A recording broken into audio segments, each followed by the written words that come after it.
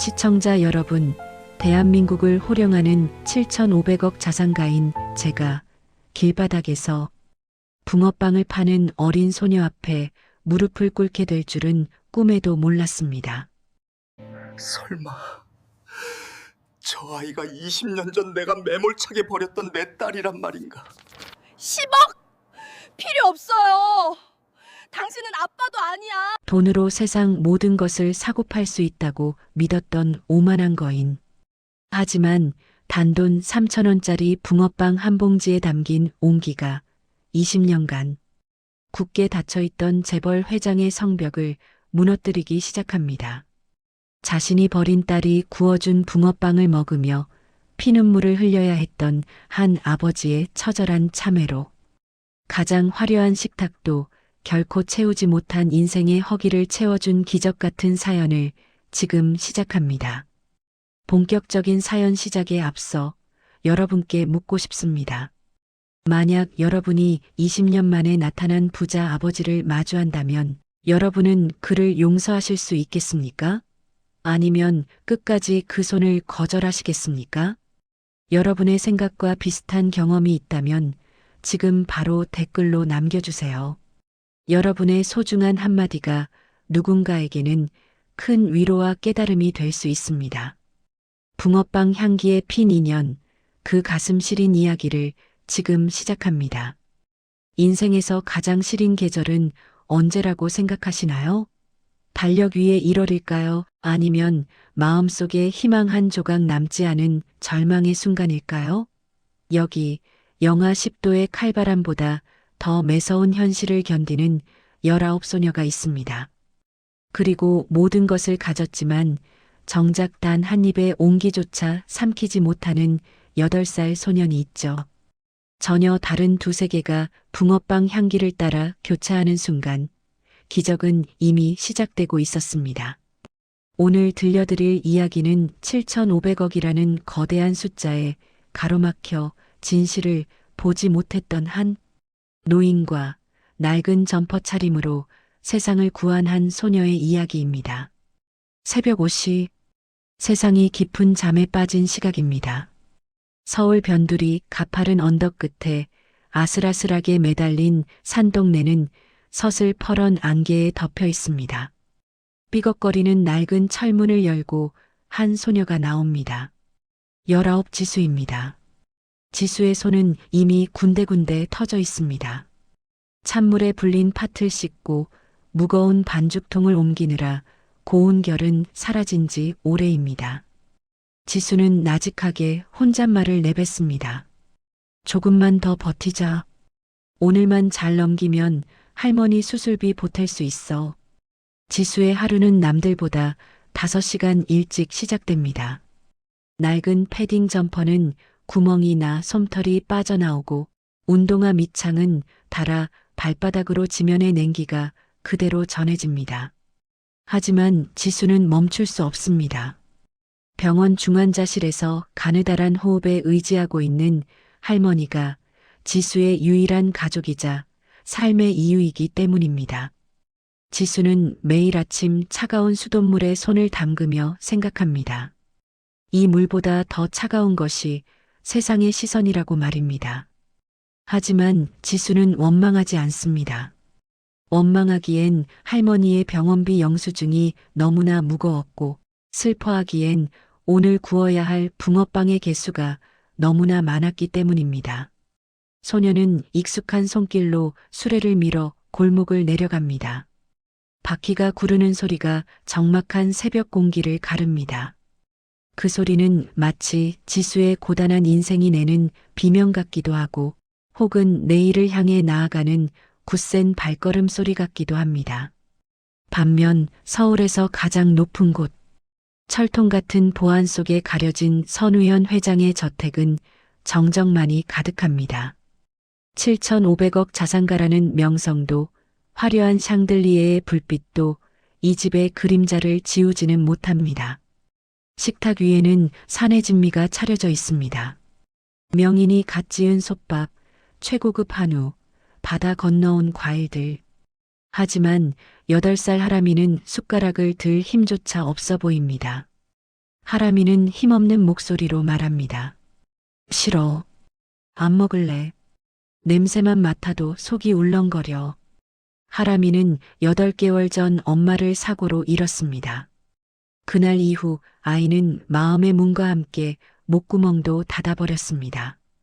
거식증. 의사들은 심리적 충격이라고 말하지만 할아버지인 선우현 회장은 속이 타들어갑니다. 돈으로 세상을 사고팔 수 있어도 손자의 입에 밥 한 술 떠넣는 일은 불가능했습니다.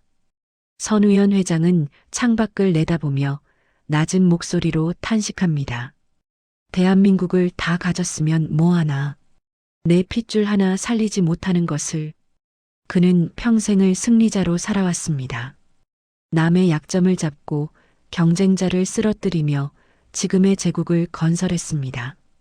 하지만 죽음 앞에서는, 그리고 사랑을 잃은 아이의 슬픔 앞에서는 그 거대한 돈뭉치도 종이 조각에 불과했습니다. 회장은 손자의 야위어가는 뺨을 보며 처음으로 무력감을 느낍니다.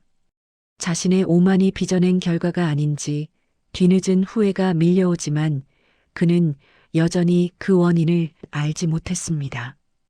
해가 뉘엿뉘엿 저물어가는 시간. 지수는 익숙한 솜씨로 무거운 가스통을 연결합니다. 탁탁 불꽃이 튀고 이내 무쇠틀이 달궈지기 시작합니다. 노란 반죽이 틀 안으로 미끄러지듯 들어가고 그 위에 달콤한 팥소가 넉넉히 얹어집니다. 지수의 붕어빵은 동네에서 유명합니다. 돈이 부족한 아이에게는 꼬리 하나를 더 얹어주고 혼자 사는 노인에겐 덤을 아끼지 않는 그 넉넉한 정 때문입니다. 지수에게 붕어빵은 단순한 장사가 아닙니다. 누군가의 고단한 퇴근길을 위로하는 유일한 따뜻함이라는 걸 본능적으로 알고 있는 겁니다. 지수는 밝은 목소리로 외칩니다. 따끈한 붕어빵 나왔습니다. 슈크림도 있고 단팥도 있어요. 그 순간 지수의 포장마차 앞으로 검은색 최고급 세단 한 대가 멈춰섭니다. 정기 검진을 받고 집으로 돌아가던 선우현 회장과 하람이의 차였습니다. 창문을 굳게 닫고 냉방 장치가 돌아가는 차 안은 고요했습니다. 그런데 그때 신호 대기를 위해 차가 멈춰 섰을 때였습니다. 8개월간 단 한 번도 음식 냄새에 반응하지 않던 하람이의 콧날이 미세하게 움직였습니다. 아이의 눈동자가 흔들립니다. 무채색이던 아이의 표정에 생기가 도는 찰나였습니다. 하람이는 창문을 가리키며 아주 작게 속삭입니다. 할아버지, 저 냄새 뭐야? 나 저거 먹고 싶어. 선우현 회장은 귀를 의심했습니다. 8개월 만에 처음으로 손자가 내뱉은 먹고 싶다는 말. 회장은 다급하게 비서를 시켜 차를 세우게 합니다. 수행원들이 당황하며 포장마차로 달려가려 했지만 회장은 직접 차 문을 엽니다. 비단 구두가 거친 흙바닥을 밟습니다. 지수는 갑자기 나타난 검은 정장 차림의 남자들을 보고 경계심을 느낍니다. 하지만 그들 뒤에서 힘겹게 걸어오는 작은 아이 하람이를 본 순간 지수의 눈빛이 부드러워집니다. 아이는 뼈만 앙상하게 남은 손으로 포장마차 매대를 붙잡습니다. 지수는 아이와 눈높이를 맞추며 다정하게 묻습니다. 어머, 꼬마 손님이네. 날이 많이 춥지? 어떤 거 줄까? 하람이는 대답 대신 지수의 얼굴을 빤히 쳐다봅니다. 아니, 정확히 말하면 뚫어지게 바라봅니다. 지수가 털모자를 벗고 땀을 닦는 순간 흩날리는 머리카락 사이로 드러난 얼굴을 보더니 하람이의 눈에서 눈물 한 방울이 툭 떨어집니다. 하람이는 떨리는 목소리로 중얼거립니다. 엄마. 지수는 당황하며 웃어 보입니다. 꼬마야, 나는 내 엄마가 아닌데. 잘못 봤나 보구나. 하지만 하람이는 지수의 패딩 소매를 꽉 붙잡습니다. 마치 놓치면 다시는 볼 수 없는 사람처럼 말입니다. 아니에요. 우리 엄마랑 똑같이 생겼어요. 눈도 웃는 것도. 누나, 이거 직접 만든 거예요? 나 이거 먹으면 안 돼요? 지수는 가슴 한구석이 찡해지는 것을 느낍니다. 아이의 눈에 서린 깊은 상처와 그리움. 그것은 엄마 없이 홀로 자란 지수 자신이 매일 밤 거울을 보며 삼켰던 그 눈물과 닮아 있었습니다. 지수는 각 구워낸 붕어빵 하나를 종이에 정성껏 싸서 하람이의 작은 손에 쥐어줍니다. 그래, 이건 누나가 주는 선물이야. 뜨거우니까 호 불어서 먹어야 해. 알았지? 하람이는 8개월 만에 처음으로 아주 조심스럽게 붕어빵을 베어 물었습니다. 바삭하는 소리와 함께 달콤한 팥소가 입안을 채웁니다. 아이의 얼굴에 아주 희미한 미소가 번집니다.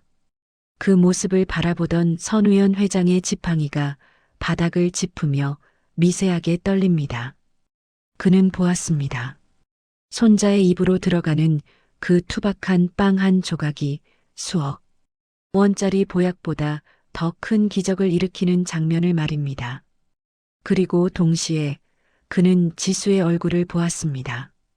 20년 전 자신이 가문의 수치라며 길바닥으로 내쫓았던 자신의 딸과 지독하게도 닮은 그 얼굴을 말입니다. 선우연 회장은 가슴이 요동치는 것을 느꼈습니다. 그는 평생 논리적이고 계산적인 사람이었으나 지금 이 순간만큼은 설명할 수 없는 전율이 등줄기를 타고 흘렀습니다. 저 소녀는 누구인가? 왜 하람이가 저 소녀에게서 엄마를 보는 것인가? 회장은 떨리는 목소리를 가다듬으며 비서에게 명령합니다. 저 아이를 조사해라. 부모가 누구인지, 어디서 왔는지 단 하나도 빠뜨리지 말고 보고해. 차가 떠난 자리, 지수는 손에 쥐어진 10,000원짜리 지폐 몇 장을 멍하니 바라봅니다. 방금 그 아이는 누구였을까요? 왜 자신을 보며 엄마라고 불렀을까요? 마음 한구석이 이상하게 울렁거립니다. 낯선 따스함이 가슴을 파고듭니다. 지수는 꿈에도 몰랐을 겁니다. 방금 건넨 붕어빵 한 봉지가 7,500억 자산가의 성벽을 허물고 20년 전 묻어둔 가문의 비밀을 깨우는 신호탄이 되었다는 사실을 말입니다. 밤은 깊어가고 지수의 포장마차 위로는 차가운 눈발이 하나둘 날리기 시작합니다. 소녀는 언손을 녹이며 다시 반죽을 붓습니다.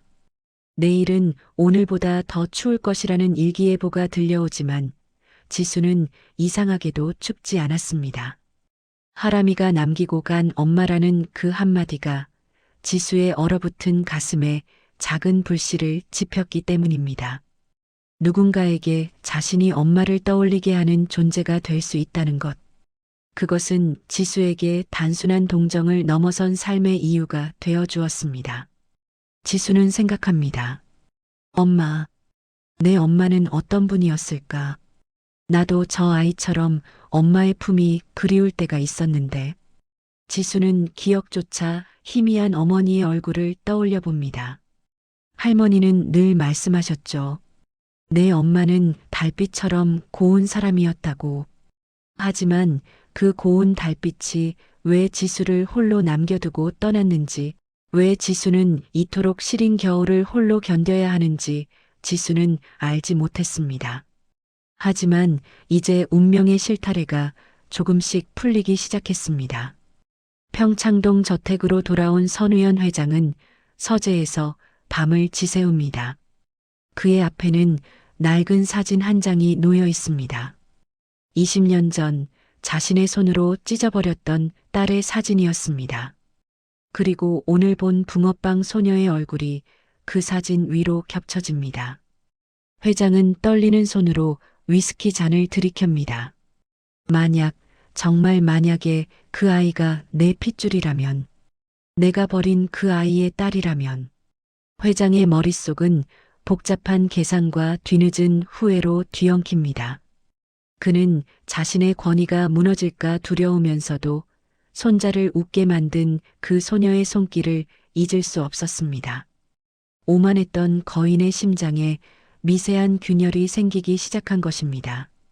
시린 겨울의 끝자락, 이제 얼어붙은 운명이 녹아 흐르기 시작했습니다.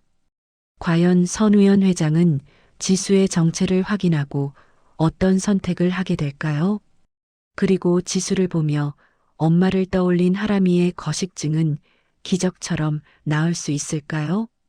지수는 내일도 어김없이 포장마차 문을 열 것입니다. 그리고 하람이 역시 그 따뜻한 향기를 잊지 못하고 다시 이곳을 찾게 될 것입니다. 서로의 상처를 알지 못한 채 마주한 두 사람의 인연이 앞으로 어떤 거대한 폭풍을 몰고 올지 아무도 알지 못했습니다.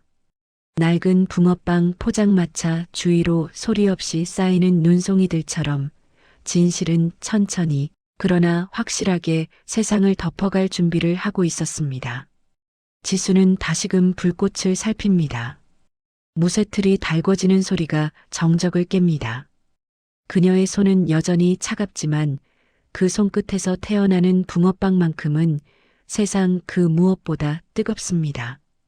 그 온기가 누군가의 목숨을 살리고 누군가의 굳게 닫힌 마음을 여는 열쇠가 될 것임을 예고하며 시린 겨울밤이 깊어만 갑니다.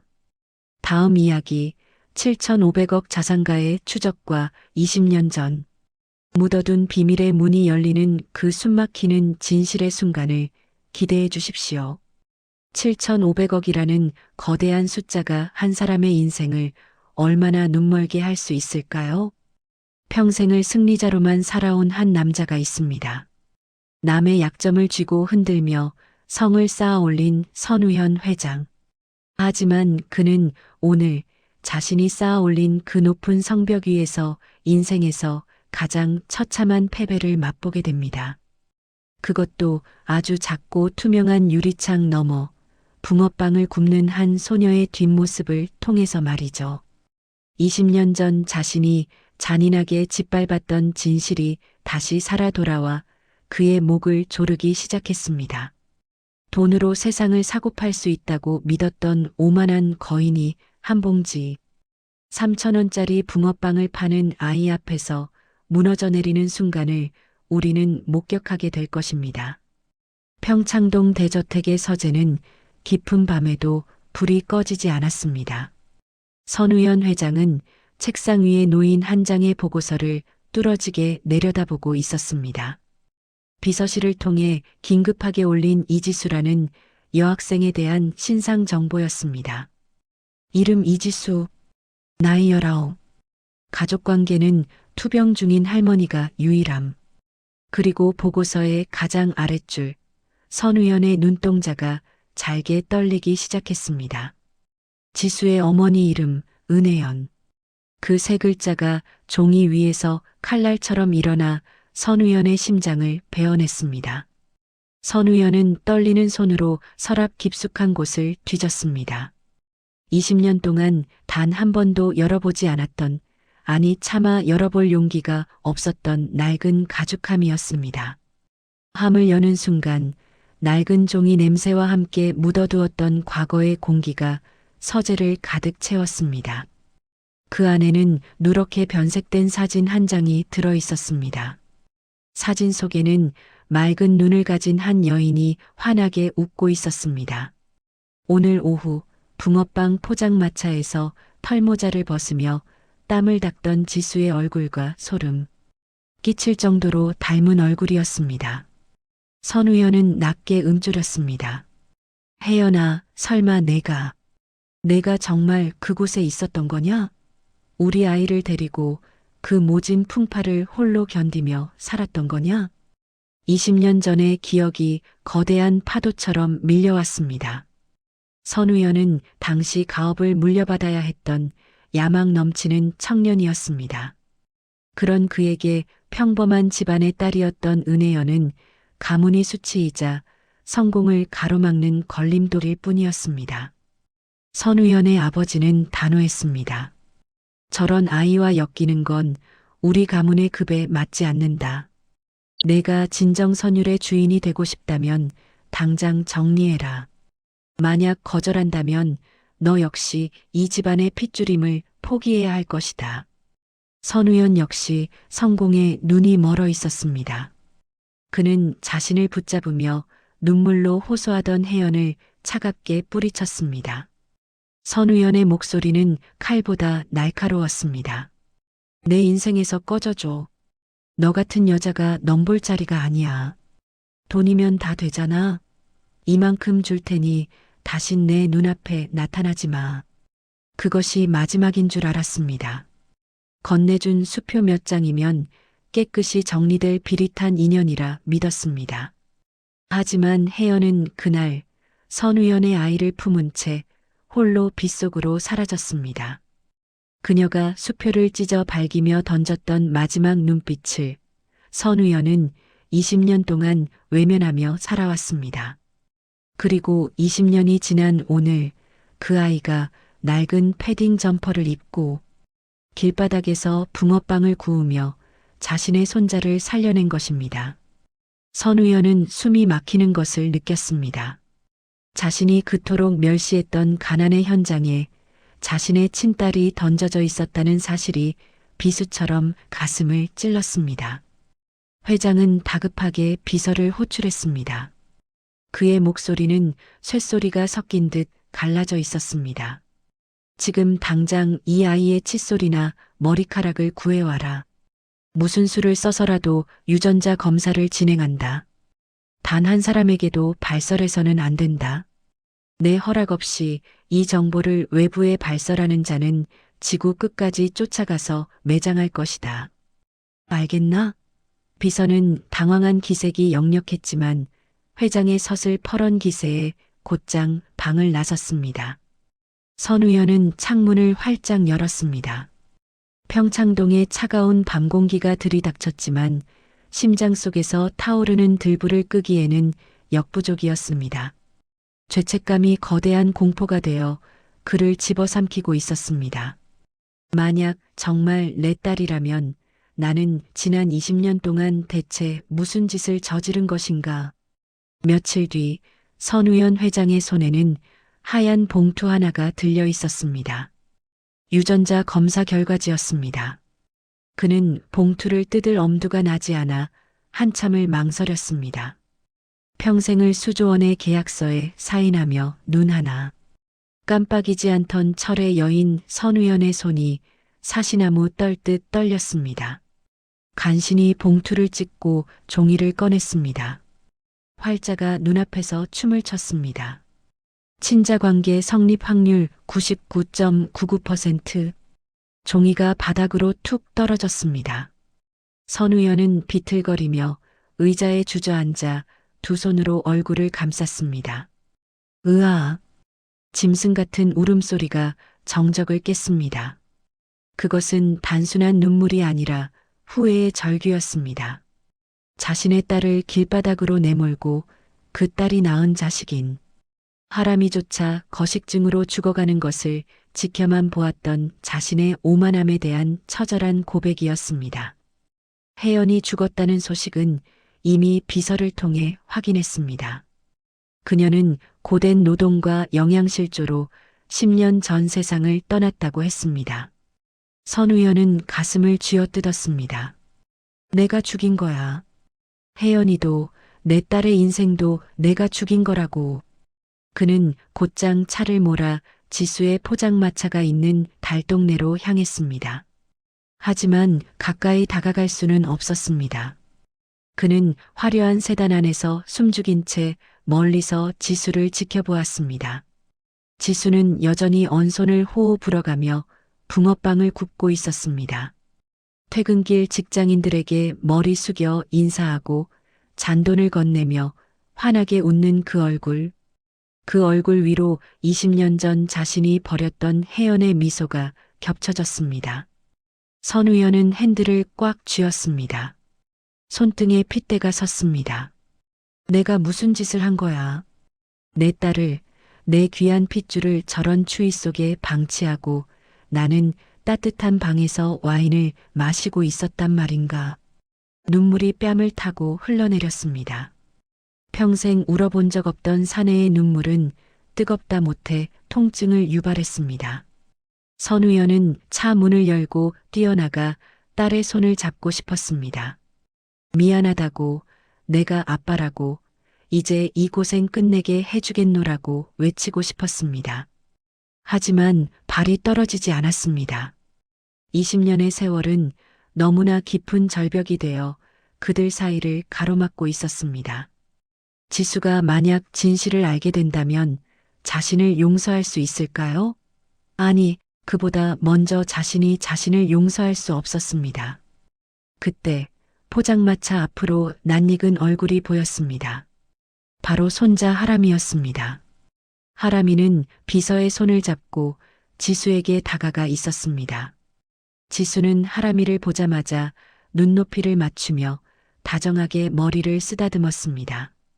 하람아, 오늘 학교 재미있었어? 누나가 하람이 주려고 슈크림 특별히 많이 넣었어.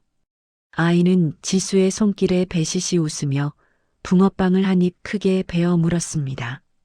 그 광경을 지켜보던 선우연은 심장이 멈추는 것 같았습니다. 천륜이란 참으로 무서운 것이었습니다. 가르쳐주지 않아도 말해주지 않아도 피는 피를 알아보고 있었습니다. 엄마를 잃은 아이와 엄마를 꼭 닮은 친이모가 서로를 보듬고 있는 모습은 선우연에게 형용할 수 없는 고통과 감동을 동시에 안겨주었습니다. 그는 차 안에서 오열했습니다. 위험 있던 회장의 모습은 온데간데 없었습니다. 그저 딸에게 죽을 죄를 지은 못난 아버지, 손자에게 진실을 말하지 못하는 겁쟁이 할아버지만이 그곳에 있었습니다. 그는 혼잣말로 되뇌었습니다.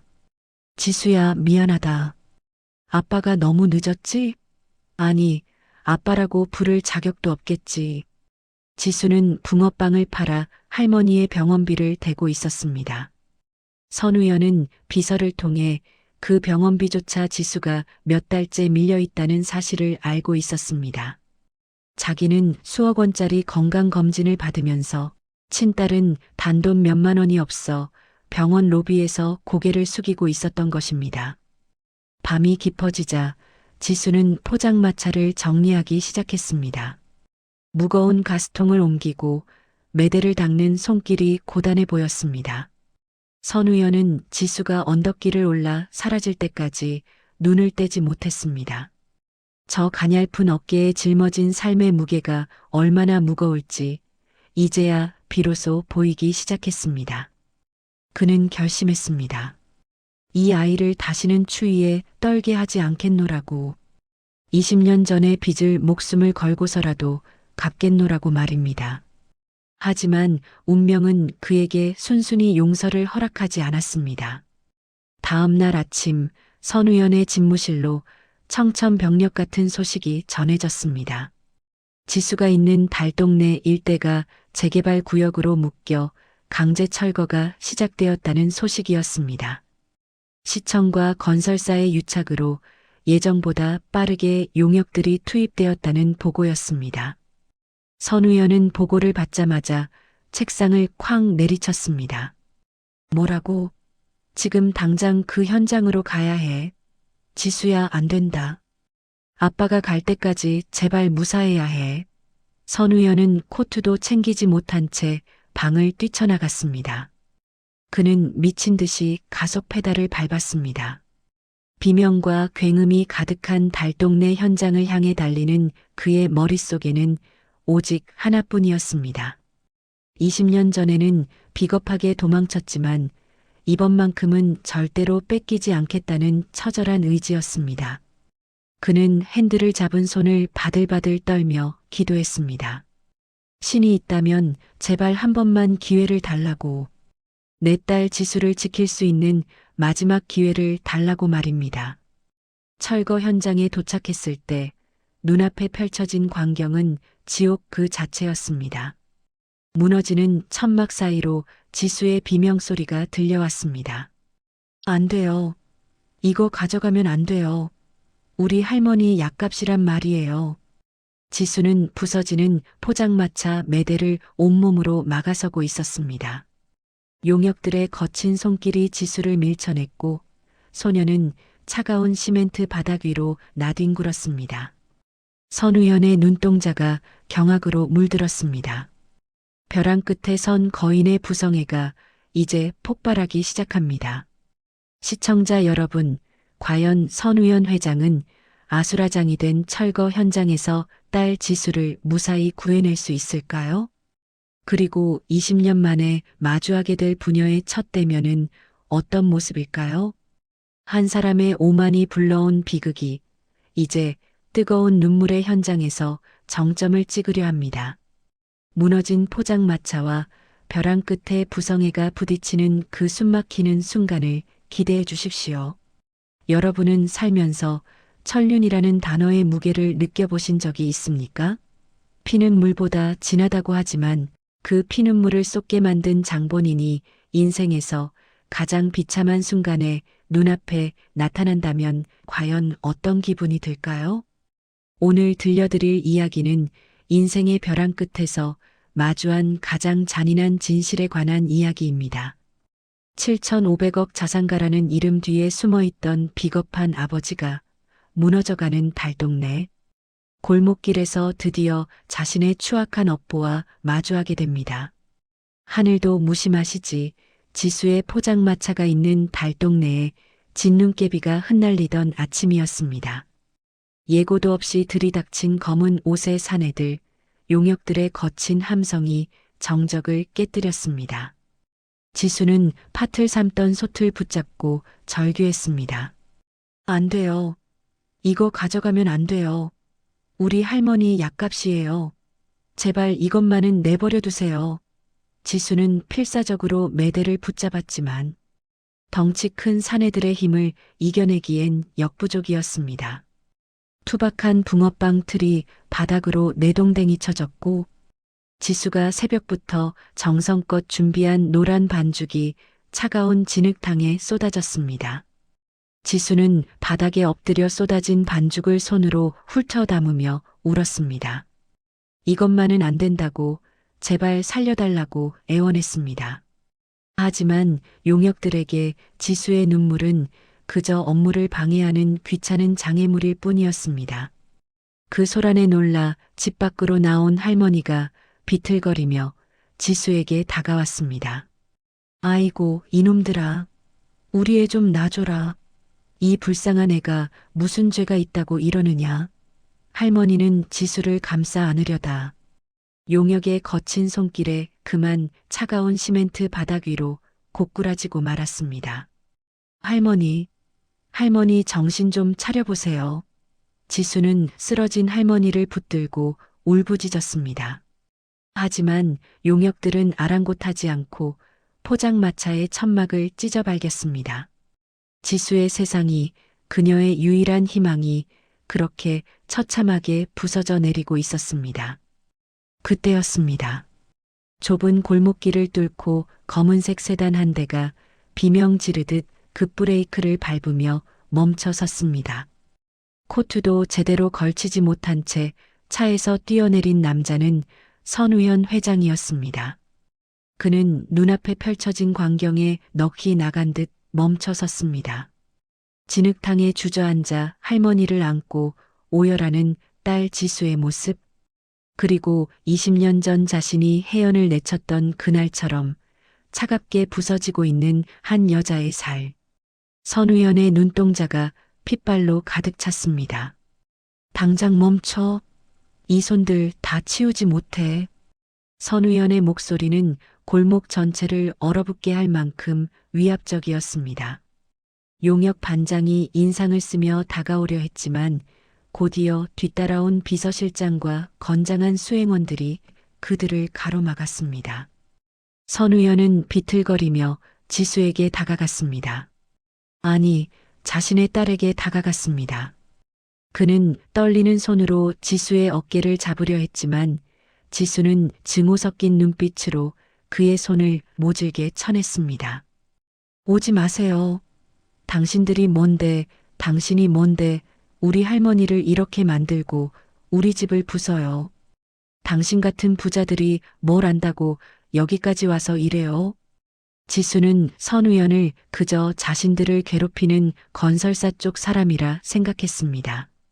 하지만 선우연은 대답 대신 자신의 재킷을 벗어 지수의 어깨에 덮어주려 했습니다.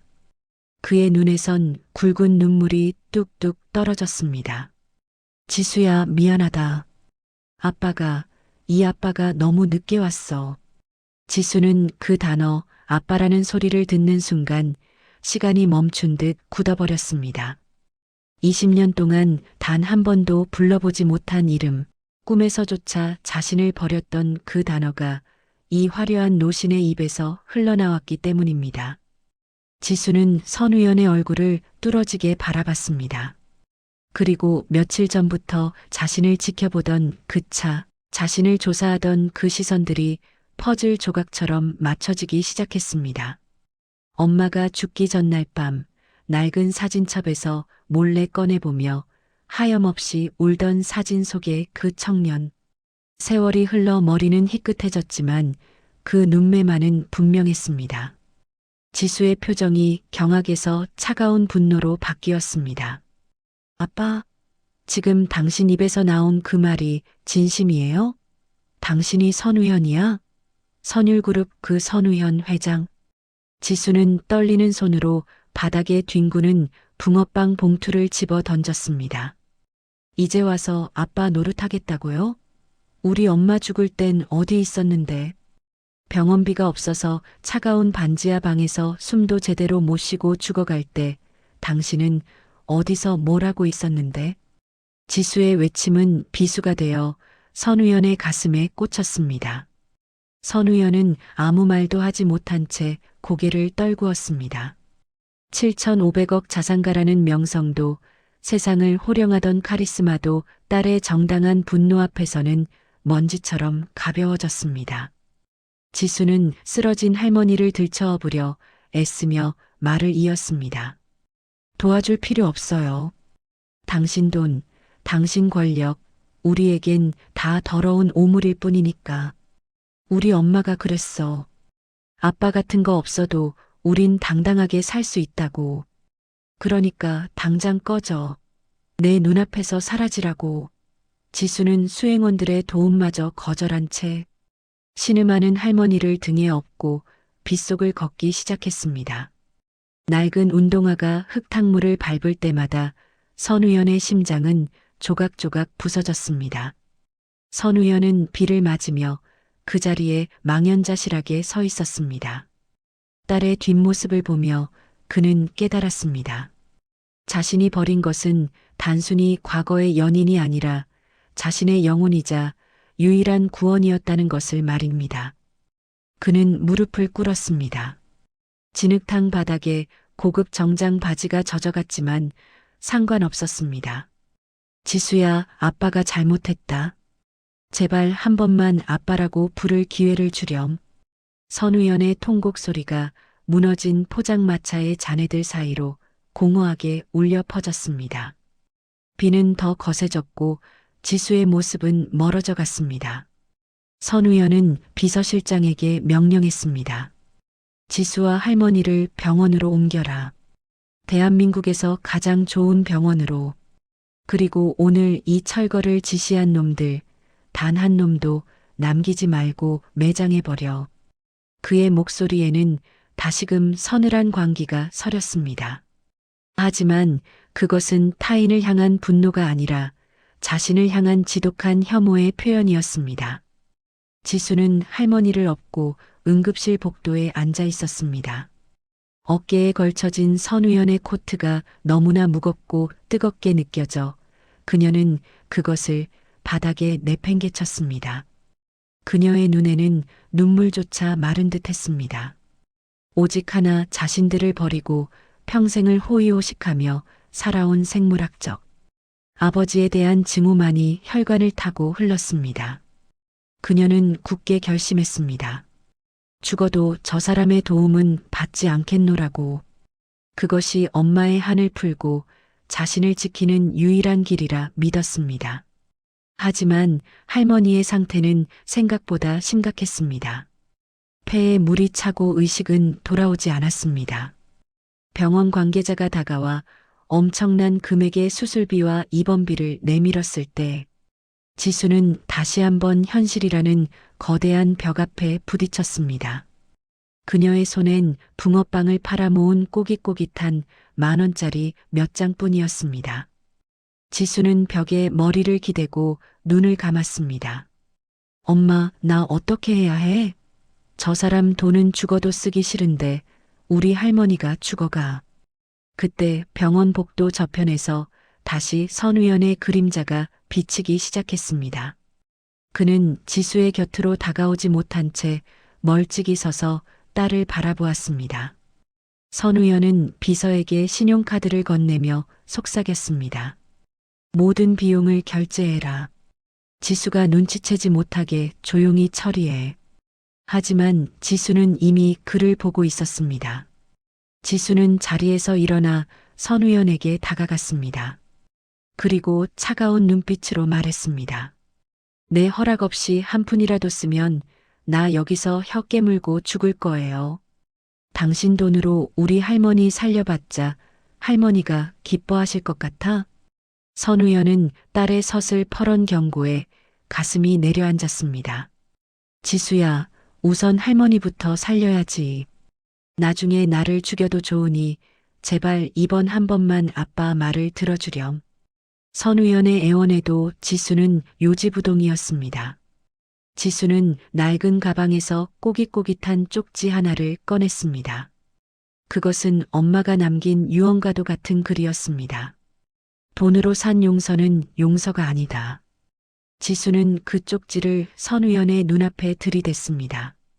당신이 20년 전에 우리 엄마한테 했던 짓 내가 다 알아. 그 돈으로 우리 인생을 샀다고 생각했겠지? 하지만 우리는 팔리지 않았어. 복도에는 팽팽한 긴장감이 감돌았습니다. 선우연은 자신의 재력이 딸에게는 아무런 힘도 쓰지 못한다는 사실에 절망했습니다. 평생을 돈으로 사람을 부려온 그에게 진심으로 다가가는 법은 너무나 낯설고 어려운 일이었습니다. 그는 그저 병원 복도 의자에 앉아 밤을 지새웠습니다. 지수가 자신을 쳐다보든 말든 그 자리를 지켰습니다. 딸이 겪었을 그 수많은 추운 밤들을 이제라도 함께 견디고 싶었기 때문입니다. 진눈깨비는 어느새 굵은 눈발로 바뀌어 병원 창밖을 하얗게 덮었습니다. 지수는 수술실 앞 전광판에 불이 들어오는 것을 보며 기둥 뒤에 숨어 우는 선우연의 뒷모습을 보았습니다. 한때는 세상을 호령하던 거인이 저렇게 작고 초라해 보일 수 있을까요? 지수의 마음속에 증오하는 또 다른 기묘한 감정이 싹트기 시작했습니다. 하지만 그녀는 고개를 저었습니다. 용서하기엔 엄마의 인생이 너무나 가여웠기 때문입니다. 시청자 여러분, 자존심보다 소중한 할머니의 생명 앞에 지수는 과연 어떤 선택을 하게 될까요? 그리고 딸의 증오를 온몸으로 받아낸 선우연은 이 뒤틀린 관계를 어떻게 되돌리려 할까요? 돈으로 살 수 없는 용서라는 과제 앞에 선 두 사람의 운명이 이제 절정을 향해 달려갑니다. 한 거인의 오만한 삶이 무너지고 그 잔해 위에서 진정한 속죄가 시작되는 그 순간을 끝까지 지켜봐 주십시오. 다음 이야기에서 그 뜨거운 결말이 이어집니다. 시청자 여러분, 세상에서 가장 무거운 매듭은 무엇일까요? 수조원의 계약서에 찍힌 번뜩이는 금빛 인감일까요? 아니면 평생을 증오와 원망으로 꽁꽁 묶어둔 마음의 빗장일까요? 오늘 들려드릴 이야기는 그 어떤 화려한 보석보다 빛나는 낡은 운동화, 끈에 얽힌 기적 같은 화해의 순간에 관한 기록입니다. 7,500억 자산가라는 거창한 껍데기를 스스로 벗어던진 한 남자가 차가운 병원, 복도 바닥에 무릎을 꿇고서야 비로소 얻어낸 소중한 진실에 대해 이야기해 보려 합니다. 돈으로 세상을 사고 팔 수 있다 믿었던 오만한 거인이 딸의 해진 운동화 앞에서 무너져 내리는 그 숭고한 순간을 함께해 주십시오. 병원 중환자실 앞 복도는 시계 초침 소리조차 들리지 않을 만큼 정막만이 가득했습니다. 지수는 할머니의 수술비 영수증을 손에 쥔 채 망연자실하게 의자에 앉아 있었습니다. 붕어빵을 팔아 꼬박꼬박 모은 꼬깃꼬깃한 돈으로는 턱없이 부족한 액수였습니다. 영수증에 적힌 숫자들이 지수의 숨통을 조여오는 것 같았습니다. 지수의 고개는 점점 아래로 처졌고 참아왔던 눈물이 바닥의 차가운 타일 위로 뚝뚝 떨어졌습니다. 나 어떻게 해야 해, 엄마. 할머니 저렇게 보내면 나 정말 못 살아. 지수는 소리 없는 비명을 지르며 어깨를 들썩였습니다. 그때 복도 저편에서 규칙적인 구두 소리가 들려왔습니다. 선우현 회장이었습니다. 그는 지수에게 다가와 10억 원이라는 글자가 선명하게 적힌 수표를 내밀었습니다. 지수야, 제발 이 돈으로 할머니부터 살리자. 내가 약속했던 사례금이다. 아니, 아빠가 내게 주는 첫 번째 선물이라고 생각해주면 안 되겠니? 염치 없다는 것 잘 안다. 하지만 지금은 자존심보다 할머니 생명이 먼저 아니냐? 선우연의 목소리는 떨리고 있었습니다. 하지만 지수는 떨리는 손으로 그 수표를 낚아채듯 가져가 갈기갈기 찢어버렸습니다. 찢긴 종이 조각들이 병원 복도에 하얀 눈송이처럼 흩날렸습니다. 돈으로 다 해결된다고 생각하지 마세요. 우리 엄마가 병원 문턱도 못 넘고 죽어갈 때 당신이 내밀었던 것도 이 종이 조각이었잖아요. 나는 당신의 돈이 아니라 당신의 진심이 보고 싶었던 거예요. 그런데 당신은 여전히 이 종이 쪼가리로 내 입을 막으려 하는군요. 나는 당신이 정말 싫어요. 지수의 목소리는 차가웠지만 그 안에는 20년 동안 사겨온 깊은 슬픔과 배신감이 서려 있었습니다. 선우연은 그 자리에 얼어붙었습니다.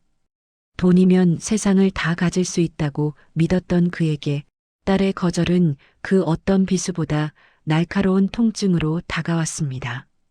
선우연은 천천히, 아주 천천히 지수의 앞에 무릎을 꿇었습니다. 대한민국 유통업계를 호령하는 거인이 낡은 병원 복도 바닥에 비참하게 몸을 낮춘 것입니다. 지수야, 미안하다. 내가 정말 잘못했다. 10억이 아니라 내 전 재산을 다 주어도 내 상처를 씻을 수 없다는 걸 이제야 알았어. 내게 아버지라고 부르지 않아도 좋다. 평생 나를 저주하며 살아도 좋다. 그저 할머니를 살릴 수 있게만 해다오. 그게 내가 내게 할 수 있는 유일한 속죄이자 구걸이다. 제발 지수야. 선우연의 통곡이 복도 벽을 타고 공허하게 울려 퍼졌습니다. 그때였습니다. 선우연의 시선이 지수의 발끝에 머물렀습니다. 로비에서 할머니를 지키려 달려오다 풀려버린 지수의 낡은 운동화 끈이 뱀처럼 바닥에 널브러져 있었습니다. 구멍이 나고 흙탕물이 밴 그 신발은 지수가 홀로 견뎌온 고단한 세월을 고스란히 증명하고 있었습니다. 선우연은 떨리는 손으로 그 끈을 집어들었습니다. 그리고 마치 세상에서 가장 귀한 보물을 다루듯 단단하고 꼼꼼하게 매듭을 지어주기 시작했습니다. 지수는 발끝에서 전해지는 낯선 온기에 몸을 떨었습니다. 위를 올려다보니 한때 호랑이 같던 회장의 눈에 눈물이 가득 고여 딸의 발을 적시고 있었습니다. 지수야, 이제 이 끈처럼 다시는 너를 놓지 않을 거다. 내가 세상에 나가 넘어지지 않게 아빠가 내 발밑을 지탱하는 가장 낮은 매듭이 되어줄게. 진작 이 끈을 묶어줬어야 했는데 내가 너무 늦었지. 선우연은 신발끈을 다 묶고도 차마 손을 떼지 못한 채 딸의 발등 위에 이마를 대고 흐느꼈습니다. 지수의 마음속에 단단하게 채워져 있던 증오의 빗장이 미세하게 흔들리는 순간이었습니다.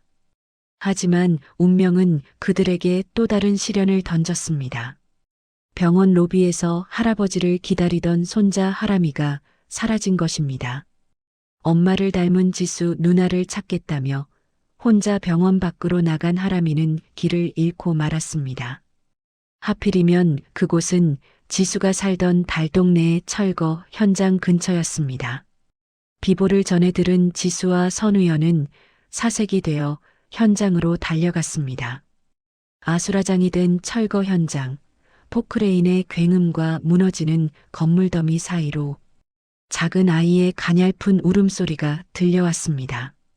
하람이가 무너진 천막과 합판 조각 아래 갇혀 있었습니다. 지수는 앞뒤 잴 것 없이 자네 속으로 뛰어들었습니다. 누나, 이모, 하람이의 비명이 지수의 가슴을 갈기갈기 찢었습니다. 선우연 역시 화려한 코트를 벗어 던지고 맨손으로 돌무더기를 치우기 시작했습니다. 손톱이 뒤집히고 손등에 피가 철철 흘렀지만 그는 멈추지 않았습니다.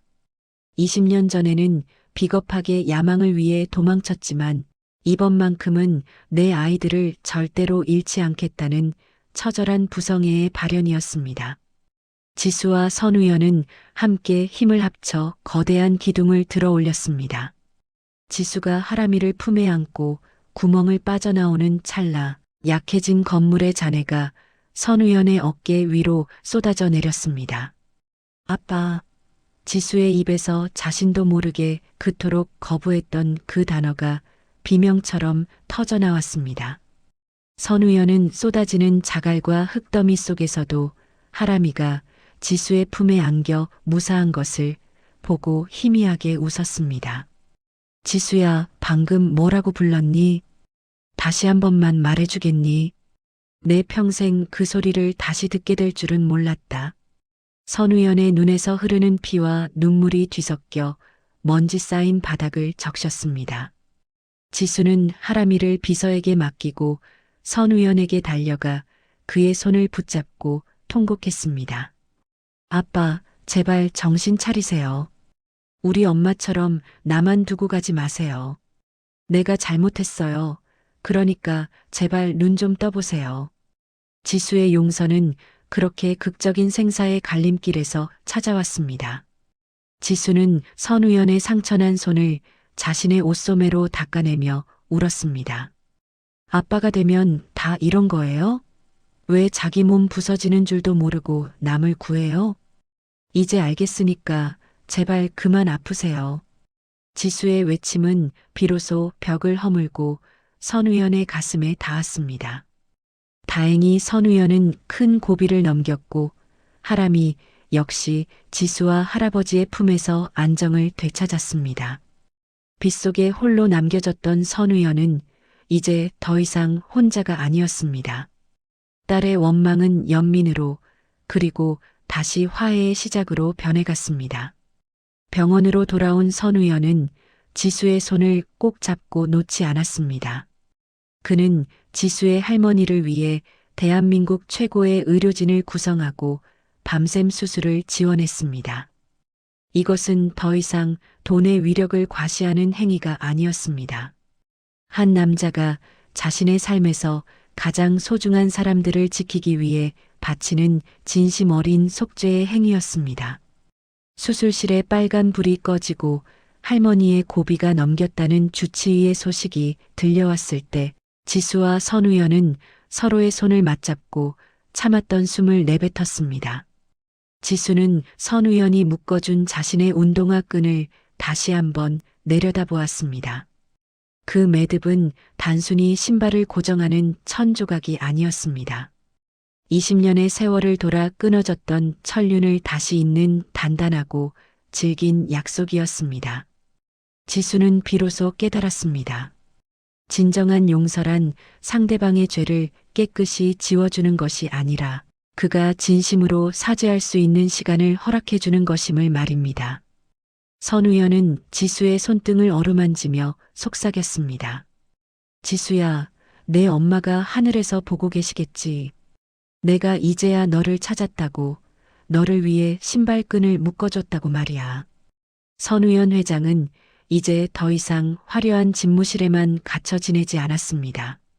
그는 지수의 포장마차가 있던 달동네 터를 직접 찾아가 부서진 기물들을 하나하나 수습했습니다. 그리고 지수에게 말했습니다. 지수야, 내가 굽던 그 붕어빵의 온기를 아빠는 평생 잊지 않겠다. 그 작은 온기가 7천억 자산가라는 껍데기 속에 갇혀 얼어붙어 있던 내 심장을 녹였으니까. 아빠가 이제 내가 꿈꾸는 세상을 함께 만들어가고 싶구나. 내 엄마에게 진 빚을 너에게 갚으며 살게 해다오. 밤 공기는 여전히 차가웠지만 병실 창가로 비치는 달빛은 어느 때보다 포근했습니다. 지수는 잠든 하람이와 할머니의 얼굴을 바라보며 선우연이 직접 타준 둥글레차를 한 모금 마셨습니다. 평생을 가난과 싸우며 외롭게 자신을 채찍질해온 소녀에게 이제는 비바람을 막아줄 커다란 등이 생겼습니다. 거인의 뜨거운 눈물은 지수의 가슴속에 맺힌 핏덩이 같은 한을 씻어주었고 그가 무릎 꿇고 묶어준 신발끈은 지수를 더 넓고 밝은 세상으로 당당히 나아가게 할 용기가 되었습니다. 지수는 문득 창문에 비친 자신의 얼굴을 보았습니다. 예전보다 훨씬 편안해진 표정이었습니다. 관상은 마음이 만드는 거라던 할머니의 말씀처럼 지수의 얼굴에는 이제 증오 대신 사랑의 흔적이 자리를 잡고 있었습니다. 선우연은 그런 딸의 뒷모습을 보며 다짐했습니다. 다시는 이 아이의 눈에서 슬픈 눈물이 흐르게 하지 않겠노라고. 7,500억의 자산보다 훨씬 소중한 딸의 미소를 지키기 위해 그는 자신의 남은 생을 바칠 준비가 되어 있었습니다. 시청자 여러분, 가장 화려한 식탁도 결코 채우지 못한 인생의 허기를 채운 것은 결국 진심 어린 사과와 따뜻한 손길이었습니다. 이제 지수와 선우연 회장, 그리고 하람이는 어떤 미래를 그리게 될까요? 모든 갈등이 봉합되고 상처 위로 새살이 돋아나는 마지막 이야기가 여러분을 기다리고 있습니다. 모든 사건이 정리되고 주인공들이 내적 성장을 이루며 세상에 희망을 전하는 감동의 대단원, 그 기적 같은 10년 후의 이야기를 끝까지 함께 해주십시오. 모든 갈등이 눈 녹듯 사라지고 지수는 아빠의 사랑 아래서 자신의 꿈을 향해 당당히 걸어 나갈 것입니다. 선우연은 자신의 오만한 성벽을 허물고 소외된 이들을 위한 가장 낮은 곳의 친구가 되어줄 것입니다.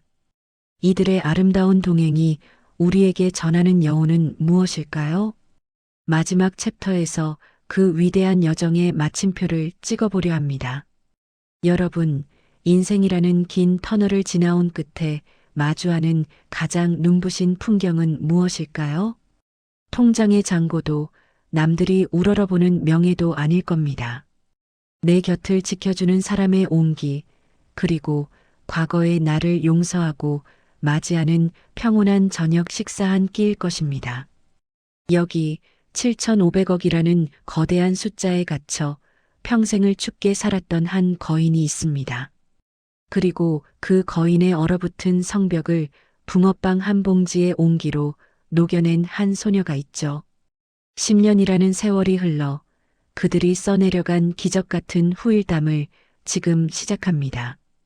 강산도 변한다는 10년의 세월이 흘렀습니다. 시린 칼바람이 몰아치던 달동네의 겨울은 이제 아득한 전설이 되었습니다. 지수는 이제 낡은 패딩 점퍼 대신 빳빳하게 다려진 흰색 조리복을 입은 당당한 영양사가 되었습니다.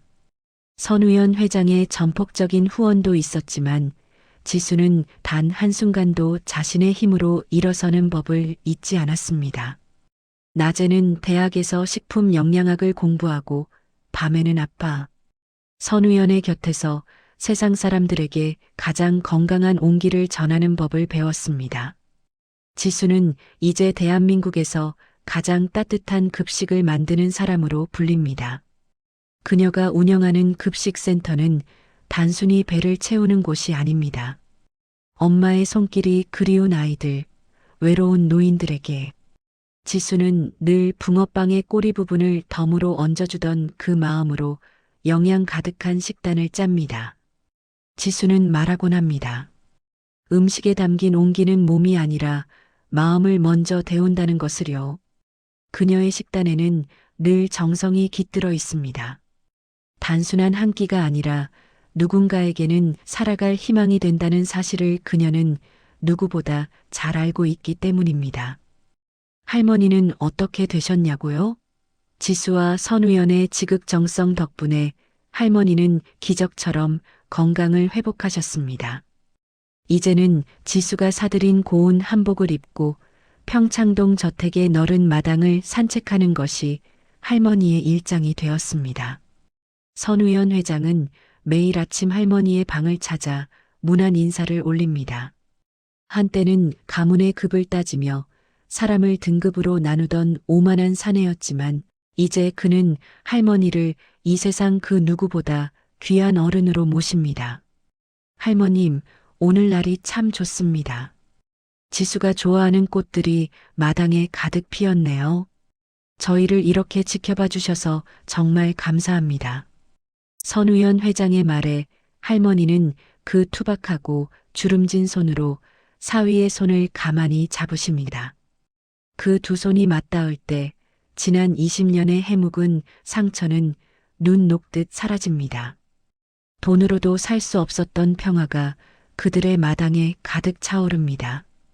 거식증으로 말라가던 8살 하람이는 이제 키가 180cm가 넘는 듬직한 청년이 되었습니다. 지수 누나를 엄마처럼 따르던 그 아이는 이제 누나를 지켜주는 든든한 동생이 되었습니다. 하람이는 대학에서 경영학을 공부하며 할아버지 선우연의 뒤를 잇고 있습니다. 하지만 그는 숫자를 공부하지 않습니다. 사람의 마음을 얻는 법, 그리고 나는 만큼 돌아오는 인생의 진리를 배웁니다. 하람이의 얼굴에는 이제 그늘 대신 환한 빛이 머뭅니다. 하람이는 주말마다 지수와 함께 특별한 장소로 향합니다. 바로 선우연 회장이 자신의 재산 대부분을 환원해 설립한 붕어빵 나눔 재단입니다. 이 재단은 전국 곳곳을 누비며 가장 추운 곳에 있는 이들에게 따뜻한 붕어빵과 식사를 대접합니다. 선우연 회장은 이제 회장님이라는 화려한 호칭보다 붕어빵 할아버지라는 정겨운 말을 더 좋아합니다. 할아버지, 이번 반죽은 제가 더 잘한 것 같아요. 지수 누나한테 검사받아도 합격일걸요? 청년 하람이의 농담에 선우연 회장이 너털 웃음을 터뜨립니다. 허허, 이놈아. 이 붕어빵의 핵심은 팥소의 양이 아니라 내 마음의 온도야. 지수가 가르쳐준 대로 정성을 다해야지. 지수는 멀찍이 서서 두 남자의 뒷모습을 바라봅니다. 한때는 죽이고 싶을 만큼 미웠던 아버지, 그리고 너무나 안쓰러웠던 어린 동생. 이제 지수에게 그들은 세상 그 무엇과도 바꿀 수 없는 가장 큰 울타리가 되었습니다. 어느덧 해가 뉘엿뉘엿 저물어가는 저녁입니다. 세 사람은 봉사를 마치고 나란히 공원 벤치에 앉았습니다. 선우연 회장은 이제 지팡이 없이도 당당하게 걷지만 그의 눈매는 10년 전과는 비교할 수 없을 만큼 부드러워졌습니다. 날카롭던 눈동자에는 자애로움이 서렸고 굳게 닫혀있던 입가는 늘 미소로 젖어 있습니다. 지수는 아빠 선우연의 얼굴을 가만히 살핍니다. 아빠, 그거 아세요? 할머니가 그러셨는데 관상은 마음이 얼굴에 남기는 발자국이래요. 10년 전 아빠 얼굴에는 욕심과 배신이라는 발자국만 가득했는데 이제 아빠 얼굴은 참 인자해지셨네요. 정말 보기 좋아요. 지수의 말에 선우연 회장은 딸의 손을 꼭 잡습니다. 지수야, 내가 내 발자국을 지워준 거란다. 내가 묶어준 그 신발끈 덕분에 아빠가 비뚤어지지 않고 제대로 걸어올 수 있었어. 내 남은 생은 너와 하람이 그리고 이 세상 사람들에게 그 빚을 갚으며 살 거란다. 지수는 아빠의 어깨에 고개를 기댑니다. 지난 세월, 엄마를 그리워하며 홀로 울던 밤들이 스쳐 지나갑니다. 하지만 이제 지수는 슬프지 않습니다. 하늘에 계신 엄마도 분명 이 풍경을 보며 웃고 계실 거라 믿기 때문입니다. 증오는 짧았지만 용서는 길었고 그 용서 끝에 찾아온 평화는 지수의 인생을 가장 찬란한 금빛으로 물들였습니다. 시청자 여러분, 도윤이와 지수, 그리고 선우연 회장의 이야기가 여러분의 가슴에 작은 불씨 하나를 지폈기를 바랍니다. 우리는 살면서 많은 사람을 원망하고 때로는 스스로를 미워하며 차가운 겨울을 보냅니다. 하지만 기억하세요. 꽁꽁 얼어붙은 얼음을 깨는 것은 망치가 아니라 소리 없이 다가오는 따뜻한 봄볕입니다. 여러분의 얼굴에는 지금 어떤 마음의 발자국이 남겨져 있나요? 누군가를 향한 날, 선 미움이 혹시 나 자신의 얼굴을 거칠게 만들고 있지는 않은가요? 오늘 밤은 거울 속의 나 자신에게, 그리고 오랫동안 잊고 지냈던 소중한 이들에게 따뜻한 붕어빵 한 봉지를 건네는 마음으로 인사를 해보십시오. 미안하다, 고맙다, 그리고 사랑한다는 그 평범한 한마디가 어쩌면 수천억 원의 돈보다 더 큰 기적을 여러분의 삶에 가져다 줄지 모릅니다. 인생의 관상은 정해진 것이 아닙니다. 오늘 내가 품은 고운 마음이 내일의 내 얼굴을 만듭니다. 마음이 운명을 이깁니다. 여러분의 삶에도 지수의 붕어빵 같은 따스한 기적이 늘 함께하기를 진심으로 기원합니다. 평생을 외롭게 살았던 소녀가 이제는 사랑을 나누는 사람이 되었듯 여러분의 상처 위에도 새살이 돋아나기를 소망합니다.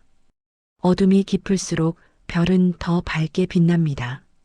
우리네 인생도 가장 어두운 시기를 지나고 있다면 곧 눈부신 새벽이 올 것이라는 증거이기도 합니다.